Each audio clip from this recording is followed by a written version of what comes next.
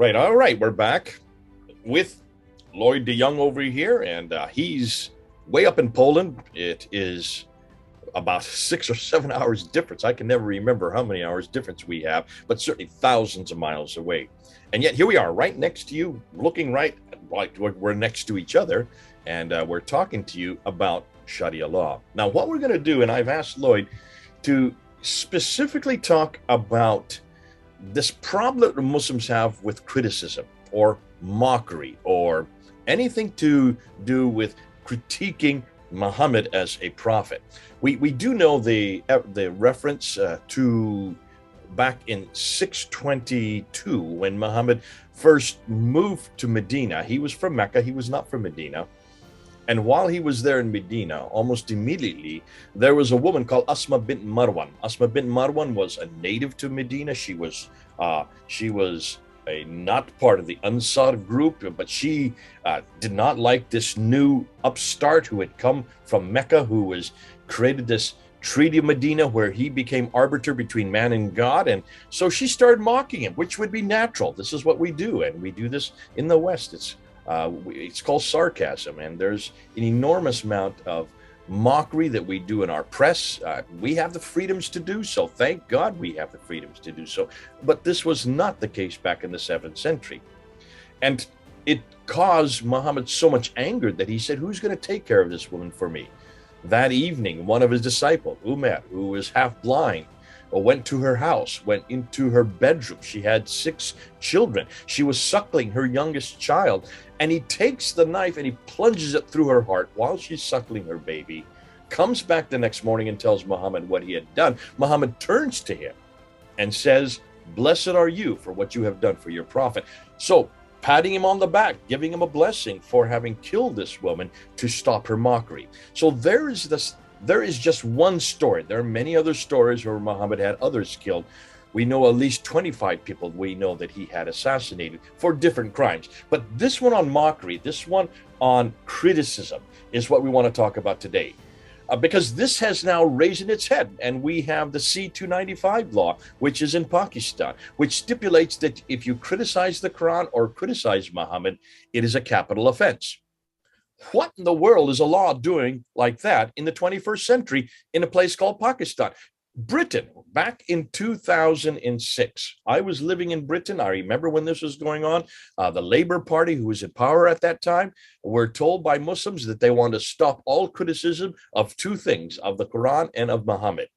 And they said that this is against their religion. This is a desecration of everything they believe, and that we demand. They weren't asking for capital punishment. They were asking for 7 years in prison if you mocked or criticized the Prophet Muhammad, which I did almost on a daily basis. Back then, that was my whole oeuvre. That's what I did. That was my ministry. And so they put it to, in the way it works in Britain, you take it from the House of Commons, which had a majority, and they send it to the House of Lords. And then the House of Lords looks at it, and they didn't like it. They didn't think this was relevant, so they sent it back and said it needs to be revived. And it went back and forth 3 times, which is as much as you can do before finally the House of Commons could vote on it. And each time the House of Lords tried to diminish it, the Muslims would not let them do that. So finally, it came before the House of Commons in 2006. There were thousands of us outside of Parliament that day. I was there. And we were saying, do not pass this law, because if you pass this law, I would have to leave the country. I would have to leave and come back to the United States. I would no longer be able to continue with my ministry. So they had a vote, and they lost by 1 vote. Let me repeat that. I don't know if you remember this, Lloyd. Do you remember this? I do vaguely recall religious hatred law. It was called incitement to religious hatred law. They lost by 1 vote, and the 1 vote was Tony Blair's vote, who was the prime minister at that time, who saw what was happening, stepped outside the door. By simply stepping outside the door, his vote wouldn't count. Because if he had stayed inside, he would have had to vote with the Labour Party, and he would have been the majority vote. And as a result, it was not passed by 1 vote. That's how close we came to imposing incitement to religious hatred law. I know Hillary Clinton wanted to bring this in the United Nations. She wanted to make this a universal law that you must not criticize the Quran, you must not criticize the Prophet. Now, Lloyd, in the 21st century we're talking about, 2006, In Europe, in Britain, this almost passed because the Muslims were behind it. Why are the Muslims so? What is going on here? What is the impetus for the Muslims wanting to have a law like this? Where is it coming from? Because to me, that makes no sense. No Christian would stipulate or have a law saying that if you denigrate Jesus Christ or criticize his name, you must be put in prison for 7 years. Or in the case of the Muslims, they would like it to be a capital offense. Help me here, Lloyd. Give us some background. I would love to see where this is in the Quran, but you say that it is actually in other places. So over to you. Help us with this and tell us the background to this. You're welcome, Jay. Thank you very much for having me back. So there are numerous laws that apply here. I've mentioned to you in private conversation, ghibba and namima, slander and tale-bearing. I'm not going to go in depth on that, but very briefly, in Western law, slander is to lie about someone and damage their reputation. In Islamic law, to slander someone is to say something that is perfectly true, but which they would not like to be revealed. So in Islam, to slander someone is to say something true, which they wouldn't like to be revealed. Slander is also to worsen relationships between two people, even if what you say is perfectly true. So, and we'll get into the ramifications of that later, but specifically I want to go into their law, which is called Sab al-Rasul, which is insulting the Prophet. And this is one of the things that they need to implement as much as they can. Under full Sharia, the penalty for insulting Muhammad is death. And of course, insulting Muhammad generally incurs a far greater penalty than insulting Allah, which is a really interesting point, which shows us that Muhammad actually has precedence over Allah. And the major Sharia manual on this is written by the Sheikh al-Islam. All right. I've mentioned in the past the 4 Mujtahid Mutlaq, the 4 imams who founded the schools of fiqh. These are the absolute scholars, effectively the perfect scholars, who are infallible, cannot be incorrect. Above them, there is one additional scholar, just below Muhammad himself, Muhammad Al-Ghazali, who died in the early 12th century. He is the Hujjat al-Islam, the proof of Islam.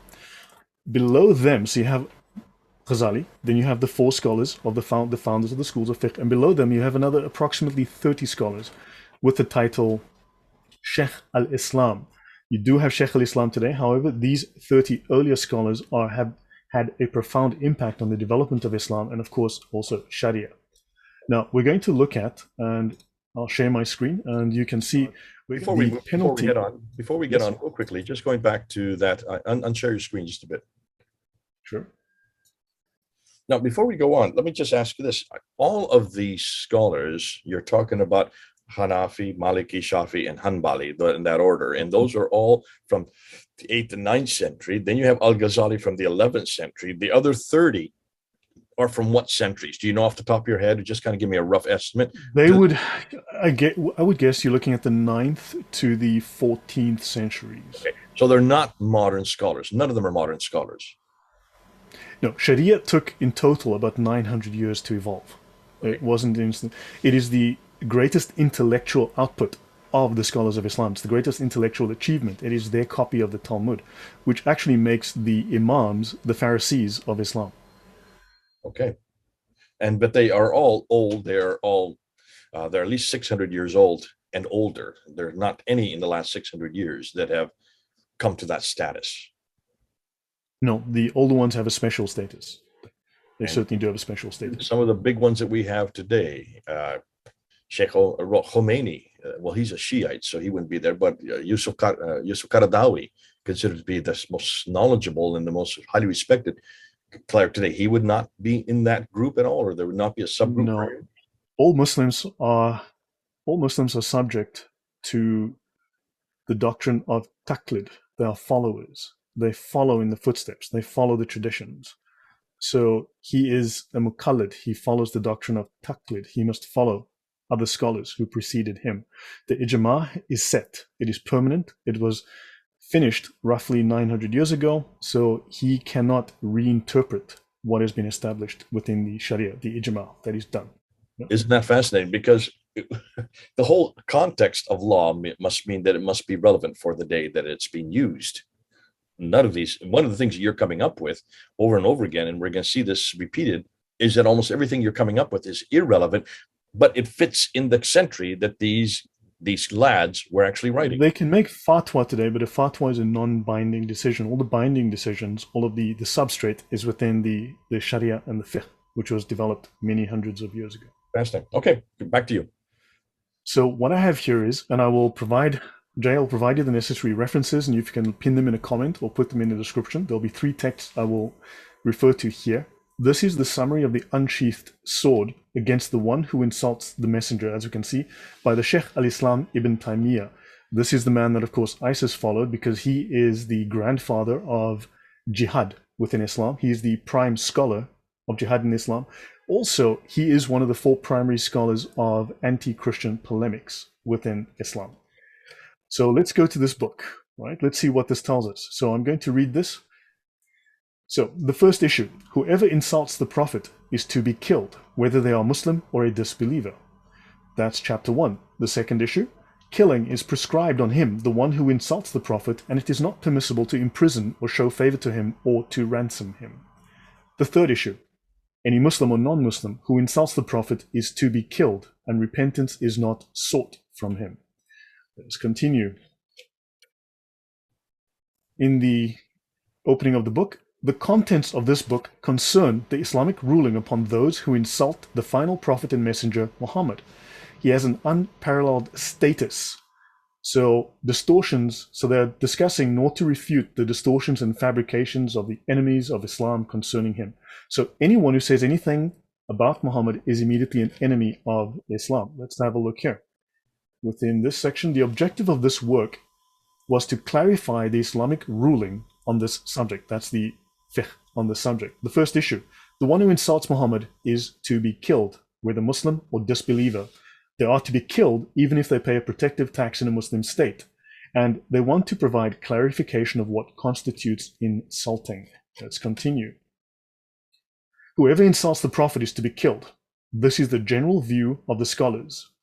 The generality of the scholars have consensus that whoever insults Muhammad is to be killed. Malik, Layth, Ahmad, Ishaq, and Ash-Shafi also said this. These are the founders of the schools of fiqh and other scholars.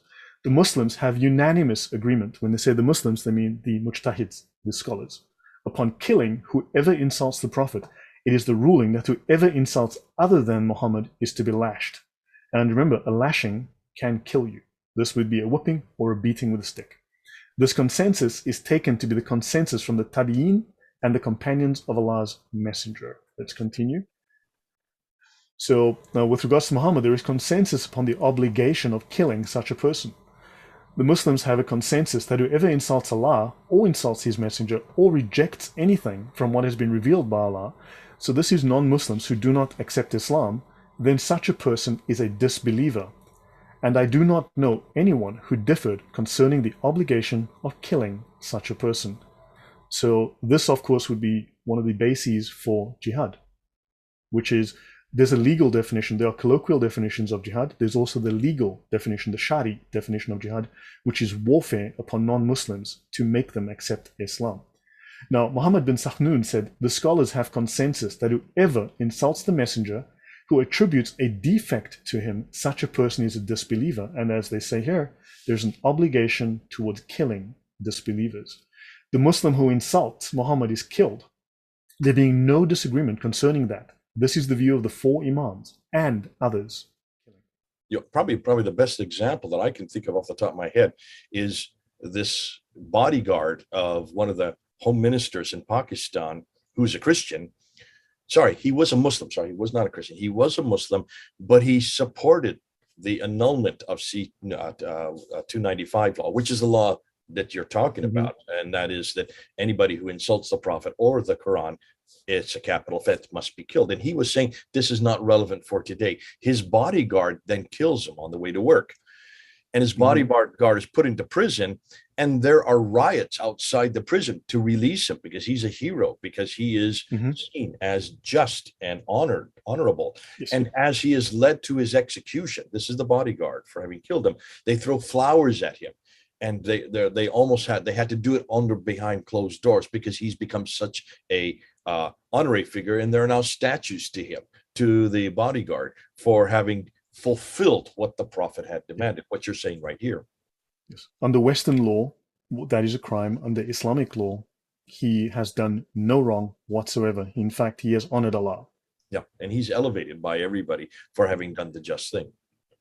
And to answer your previous question, see this line here: the Muslim and disbeliever are to be killed. Good. Okay, so it's both and. It's not just for Muslims. Sharia, correct. Sharia applies to non-Muslims too. Okay, are you all listening to this? This is highly important because this goes way beyond just in-house laws and rules and regulations, since you can't just say this is only just for the Muslims for their own private use. No, this is for you as well. You're going to be imputed on this. If Islam ever comes to your country or ever comes to your community, God forbid that they start imposing Sharia law, because look at its application. This is from, remember, this is from the 1300s. This is from 14th century by Ibn Taymiyyah. This is not any floozy. This is not any sideshow. This is actually the real thing. This is actually at the whole orthodoxy of Islam. Correct. So in several hadith, the hadith of the blind man who killed a woman when he heard her insulting the Prophet. So this hadith is now used to legislate from. This hadith is valid. It is not abrogated. It has now been included as a source of law. Okay, that's the story of Asma bin Marwan we're talking about there. And notice they state here that Imam Ahmad, repentance is not to be sought. So there is no repentance. You are killed on the spot. No, yes? I mean, stop and think that through. One of the reasons, I mean, it underlines what you said previously, and that is you're guilty until proven innocent. In the West, you're innocent until proven guilty. The reason why you don't enact punishment, whatever the punishment is so that the guilty party can prove their innocence, so that they have time to say, no, I didn't say this, or no, I didn't do this, or no, I wasn't there, or you've got the wrong person, or there may be a reason why, because I was being attacked, I was defending myself. I mean, that's the whole premise of Western law. They're even given a defense counsel. If they can't afford it, the state gives them a counsel to defend for them. That's how we've all lived. And that's why so many people want to come to the West, because we have that kind of law. What you're saying here is there's no recompense. There's no law. There's no court case. There's no way that the person who is being accused can defend themselves.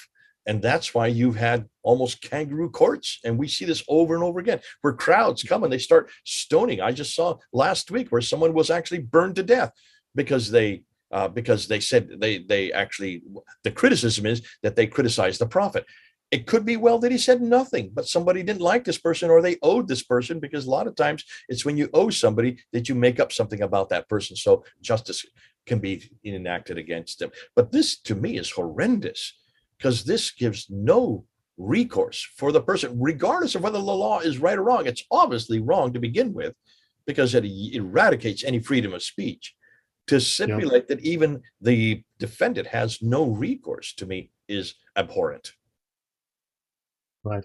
And notice it says that the Muslim and disbeliever are killed, and there is no difference of opinion narrated from him concerning the killing. They're speaking here about Shafi, and there's a reason they mention Shafi, because he's the one who really established the direction of the Sharia. He really founded the philosophy, the legal philosophy behind the Sharia. So there is no difference concerning the killing. So I'll mention one or two more passages. You'll notice it just goes on like this for page after page. All of them mentioned, these are the major scholars of Islam, that the one who insults the messenger is to be killed. Shafi, then it is reported from him that insulting the Prophet breaks the covenant, and such a person is to be killed. Insulting the Prophet necessitates that they be killed. I think that is fairly explanatory, right? When a person does this repeatedly, it is for the Imam to kill them, right? And they must increase upon the fixed punishment prescribed by the Sharia. So if you were to be lashed, you could be killed. Take that which comes concerning the Prophet and his companions of killing due to the likes of these reasons. They call this the political killing. In other words, political assassination. Islam condones political assassination. It is for the Imam to give a discretionary punishment with killing. In other words, an Imam can order a hit. An Imam can order a political assassination. There are texts from them that the one who insults the messenger is to be killed. Do you understand now that an Imam is a political post? Islam is a political religion, which we will define in the near future, and you can be killed at the orders of an Imam. This is why so many Imams are arrested for having weapons and for being behind terror. Yep. I'll leave this here and then I'll go to two other short things I want to add. But your comments, Jay? No, I mean, to me, this you've underlined everything we have been fearful about Islam, and this is one of the difficulties that so many of us in the West fear if Islam comes and actually starts incorporating itself in our countries, because this will have to be enacted, and this is the difficulty for any of us who leave and go to Muslim countries today, myself included. If we were to say anything critical, we would be thrown out of the country. But if we were to live in the country and continue to say that, we could be executed as well. Horrendous. Right. Now notice they do quote the Quran here. They do refer to the Quran, fight against those who believe not in Allah. That may sound familiar, right? That's 839. It is not permissible to leave them alone until they are in a subdued state. So Muslims must continue to harass non-Muslims until we are in a subdued state. They speak of jizya and okay, so understand you must fight the leaders of disbelief. And I will now just go back briefly to this section here, right, which says that there is consensus from the Islamic scholars that whoever insults Muhammad, who attributes a defect, in other words, Muhammad is perfect, the perfect man. He is what's known as the Insan al-Kamil, then such a person is a disbeliever. So let's have a look at this within the Sharia law. See this ruling here on not loving the Prophet. This is the reliance of the traveler, section P75.2. Not loving the Prophet more than all people. So the Prophet said, none of you believes, none of you is a true Muslim until I am more beloved to you than your wife, your child, your life, and all people. And in fact, Kermani says, love of the Prophet means the will to obey him and not disobey him, this being one of the obligations of Islam. So in other words, you will love the Lord your Muhammad with all your heart, all your life, all your money, more than everything else in the world. Muhammad is the counterfeit Jesus. In fact, if you read the Sirah, he is effectively Jesus. He is the partner of Allah. He was created before the world was created. In fact, in the Sirah, the world was created for Muhammad. Allah made the world for Muhammad. Muhammad was present at the creation. So I'll end this and I'll go to one more section. Now, none of you believes until his inclinations conform to what I have brought. This is what Muhammad has brought, right? And Nawawi says, this means a person must examine his acts in the light of the Quran and Sunnah, suspending his inclinations, his own thought, his own will, following, okay, taqlid, what the Prophet has brought. The hadith resembles the word of Allah Most High. When Allah and his messenger have decided a matter, no believer, male or female, has a choice in their affair. Quran 33:36. However, the Quran is interpreted through these scholars that I've mentioned. And they will provide the interpretation of this. And so I will show one more thing. Now, we are not allowed to insult Islam. We're not allowed to insult Muhammad. It is the death, literally the death penalty. Let's have a look at what Ibn Taymiyyah. Now, Ibn Taymiyyah has written a very lengthy, very detailed book, which I've read on anti-Christian polemics. But let's have a look at his student. Right, let's look at the words of Ibn Taymiyyah's contemporary and student Ibn Qayyim in one of the two most common Islamic anti-Christian polemics, which are still read and still enjoyed by Muslims today. So this one is called, actually let's go up here, this one is called Guidance to the Uncertain in Reply to the Jews and the Christians. Guidance to the Uncertain in Reply to the Jews and the Christians. So this chapter is called The Prayer of the Christians Ridicules God. The prayer of the Christians ridicules the worshipped deity. So Christians chose a way of prayer during which the most devoted would consider it no great matter if he happens to pass urine dripping on his thighs and legs while praying. Then he would take the direction of the east, make the sign of the cross over his face, and worship the crucified deity while urinating on himself. And then he would open a conversation with whoever is sitting beside him in church, and the chat would be about matters like the price of wine or pork, who won in gambling, what dish he prepared at home, and the like. And then he would even interrupt his prayer to talk about similar things, and then the Christian would urinate in his seat, if he can. This is probably the second most popular anti-Christian polemic in Islam. Wow. After the book by Ibn Taymiyyah. So hopefully you understand. Now, they speak here of Jesus.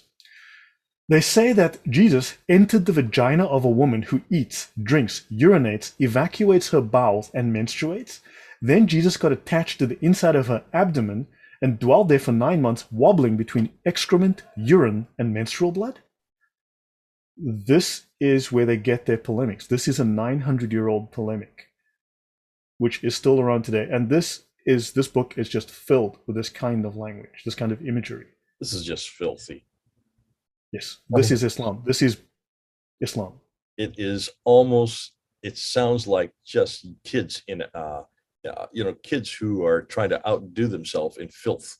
You know how little kids do out in the playground during break, and they say these kind of stories just to one up. And this is an adult saying. Now, understand this from a Christian point of view, from a Western point of view. This is slander in the sense that it is saying something untrue, false about someone to smear them, to smear their image, to harm their image.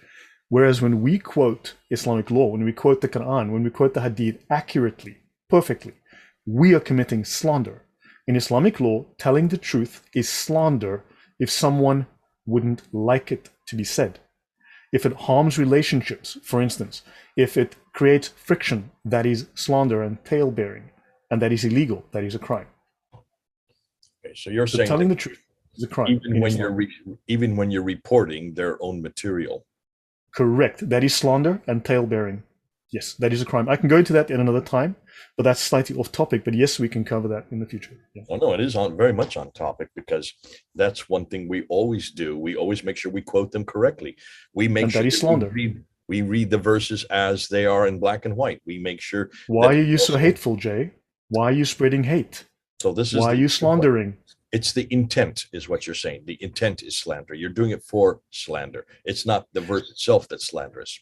No, that they have various. So there are certain. Look, there are layers and there are overlapping laws. But when you say something that it's illegal, as we showed the sub-article, it is illegal. It is a crime to infer that Muhammad or Islam are less than perfect. They cannot be anything other than absolutely perfect. It's not just repeating what Muhammad said. Anything that creates anything that creates doubt in Islam is a crime.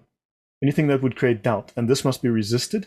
And this must be fought against. And in fact, the person speaking against it must be stopped so that this doubt is prevented. Which is an oxymoron when you stop and think. And it actually is, you can see this is a real problem, because causing all kinds of cognitive dissonance for Muslims, because all we're doing is quoting their material. We're quoting his things. We're quoting his actions. We're quoting Qur'anic verses. To say that that's slanderous by virtue of the fact it is their own authority that we're quoting is, to me, absolutely horrific.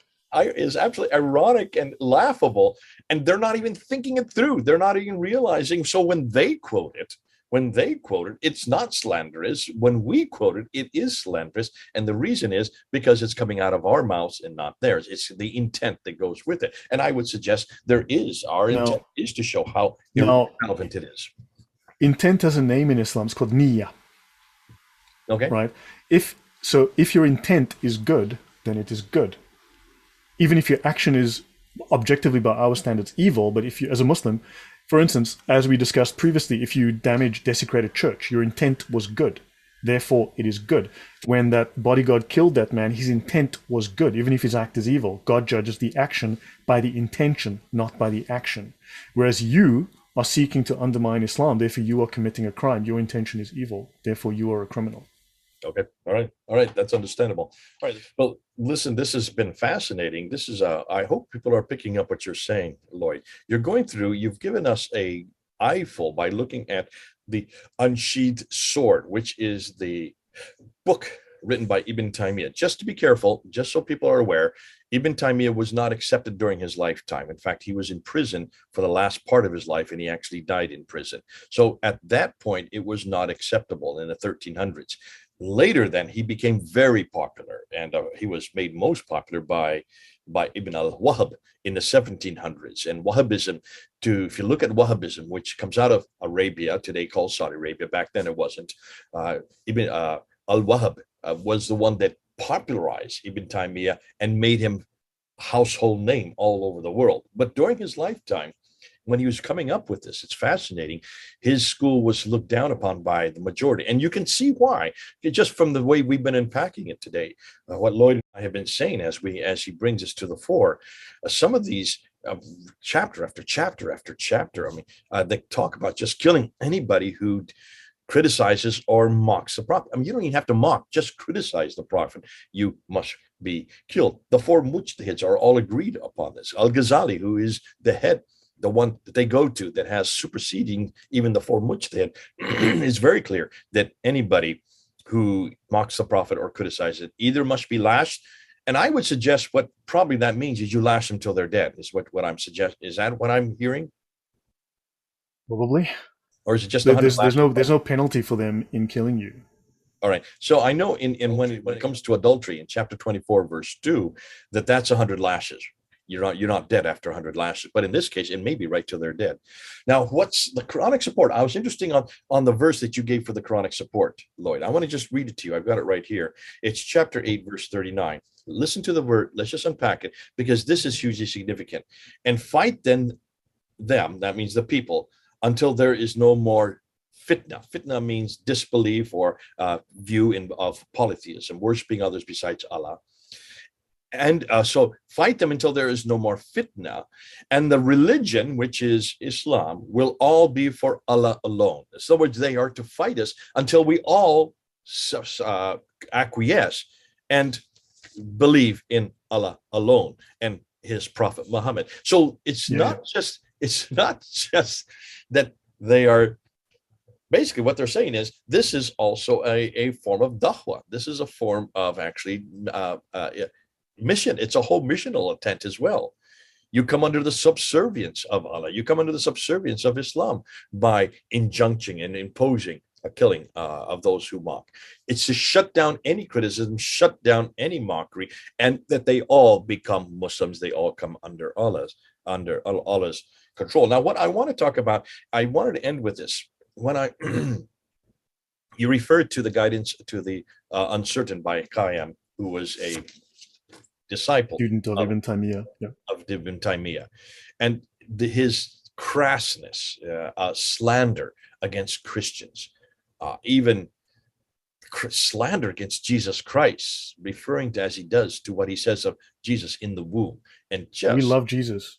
We do love him. And you can see that this... No, but Muslims will tell you, we love Jesus. They can't. How can they with this kind of material? Yeah. Obviously, they don't. This is, it's a contradiction in terms. But you notice the very thing that they are demanding of us, they don't do of themselves. There's a double standard here. Hypocrisy. They say you must not criticize, you must not mock. But look what they do with Jesus Christ. And they do it so easily. Talking about, there he is in the womb as and what he is, where he is between, what objects or what material that he is between, just desecrating his name, desecrating that whole experience. And it is a mockery of, are you saying this? Is this what you're saying? Is this what you Christians have done to Jesus? In some ways, they're saying they're elevating Jesus by mocking us for saying, look at your creator. So I understand that side of it. But the very thing they're criticizing us for is what they're doing themselves. This is hypocrisy in its highest form. But then the question comes, and I want to end with this. Why in the world are they so intent? Why are they so intent with shutting down any criticism or shutting down any mockery of Muhammad? Obviously, you could say could be one of two reasons. One could be Muhammad can't be defended. That could be a problem. That's a real problem. I love the fact that Jesus can be defended on every category. For 2,000 years, they've been mocking him. For 2,000 years, they've been criticizing him. And for 2,000 years, he's still as strong today as the day he was living. Mock him as much as you want. He defends himself. He is that strong that he defends himself. But there's another reason, and I think this is probably the one that Muslims need to listen to. Why have they elevated Muhammad so high? Why have they put him up there right alongside Allah? Why is he in the Shahada? Why is it that they have put him up there? And this is what I'm going to end with. I think the reason that they cannot have criticism of him, they've elevated him so high, is because they don't have what we have. This whole thing that he is closer to me than my brother, he's closer to me than my father, he's closer to me than my best friend. Well, that comes straight out of the gospel of Jesus Christ. That's what we say about Jesus. They want what we have. And their God is so distant Remember, Allah never has entered time and space. Allah never came to earth. Allah has no relationship with humanity. Never walked and talked in the cool of the day. Never was there wrestling with Jacob. Allah never was there leading the children of Israel as a fire during the night and as a pillar of cloud during the day. That does not exist. There are no typologies in the Quran of Allah anywhere close to humanity. And everybody wants to know God face to face. We all need to know God, who he is. If Allah is so distant and so other, and they look and see what Jesus has and who he is to us, and Jesus did come and walk and talk with us and ate with us and actually died for us, they want what we have. They need what we've got. In every category, they have elevated him to the status of Jesus. He is, as you say, he is the false Jesus. And I think for this reason, they have, if that's why when you look at the Quran, all these verses about Muhammad all the way through, it's not, his name is not there. It's the prophet, the prophet, the prophet, the prophet. They put that name to it after the fact and redacted it back into those verses. They need what we already have. They need a God who is close to them. They need a God who actually walks and talks with them and is able to relate to them face to face. And they cannot have it. They will not have it. Therefore, they replace Muhammad with that. No wonder you are not permitted to criticize him. No wonder you cannot mock him. Jay, if you look at the Sharia and you look at the Sirah, the Gospels of Muhammad, I know people call them the biographies, but they are the Gospels of Muhammad. Yeah. You will discover that Muhammad is the first creation of Allah. So Allah created Muhammad out of himself. He took a piece of his own light and essence and he shaped Muhammad's spirit. So the spirit was with Allah when he created the universe and created the earth. And then Allah created the universe and the earth from the spirit of Muhammad. So the universe is created from the spirit. Now, you mentioned that Allah is distant. Allah, where is Allah, right? Nobody knows. So because Allah is outside of the realm of the knowable, he left his regent, Muhammad, who keeps the world spinning, who keeps the universe running. You see, it's the spirit of Muhammad, the Ruh Muhammadi, that keeps the world running. You will find this written within the various Sharia texts. So Allah has made Muhammad as effectively both Jesus and the Holy Spirit. You'll find this. It sounds crazy, but once you read it, you'll find that Muhammad is the counterfeit Jesus. He is the Holy Spirit. He is effectively a partner of Allah. Okay, terrific stuff. Listen, now it all makes sense. I can see now why they are the way they are and why they are imposing these laws. But folks, this is not something to trifle with. This is what's going to come to your country if you allow Islam to come in a big way. If you allow it to come both politically and theologically, the two are melded together. They do not separate the two. They come in as one group. And as a result of what they see as their prophet as being sacrosanct, that he is above any error, then you can see why these laws are all there to make sure that he remains there. You cannot criticize him. You cannot mock him on pain of death. All right. This is hard stuff to go through. It's Lloyd, thanks for bringing it and helping us and unpacking it and also showing its relevancy for us today in the 21st century. All right, there's Lloyd in Poland and me here in the United States. Over and out. Goodbye.